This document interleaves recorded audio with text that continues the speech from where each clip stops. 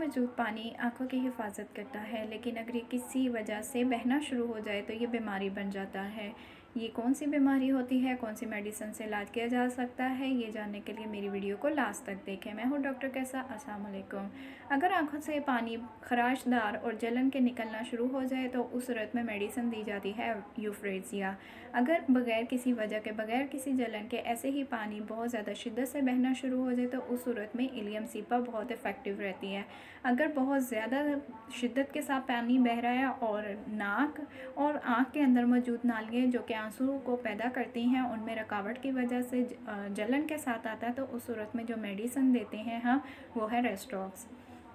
कुछ ऐसे केसेस होते हैं जैसे कि आँख के अंदर किसी भी रुकावट की वजह से आंसुओं का बहना शुरू हो जाए तो उस सूरत में मर्कॉर्ड बहुत ही इफ़ेक्टिव मेडिसिन के तौर पे यूज़ करवाई जाती है।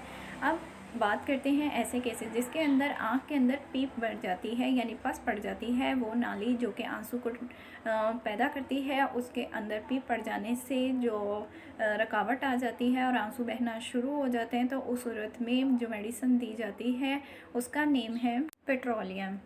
अब हम बात करते हैं उस मेडिसिन की कि अगर आँखों के अंदर फोड़ा बन जाए या ऐसी ये जो ट्यूब जहाँ से आंसू बह रहा होता है या आंसू आगे की तरफ आँख के अंदर आ रहा होता है, अगर उसके अंदर फोड़ा बन जाए तो उस सूरत में जो मेडिसिन दी जाती है वो है फ्लोरिक एसिड। कुछ ऐसे स्वेट केसेस होते हैं जिसके अंदर हमारी रेस्टोक्स यूजलेस हो जाती है और अच्छा रिजल्ट नहीं दे पाती, जैसे कि आँख के अंदर बहुत ज़्यादा इन्फ्लेमेशन हो गई है और आंसू बह रहे हैं, तो उस सूरत में जो हम मेडिसिन सजेस्ट करते हैं वो है सिलीशिया। लेकिन सिलीशिया को तभी रिकमेंड करना चाहिए जब हमारी रेस्टोक्स का हमें अच्छा रिजल्ट ना मिले। मेरी आज की वीडियो उन लोगों के लिए है जिनकी आंखों में कंप्यूटर या मोबाइल का बहुत ज़्यादा इस्तेमाल करने की वजह से आंसू बहना शुरू हो जाते हैं, किसी भी सोजिश या पीप की वजह से आंसू बहने लग जाते हैं। तो ये वीडियो को आप देखते हुए इसको यूज़ में लाएँ। अल्लाह हाफिज़।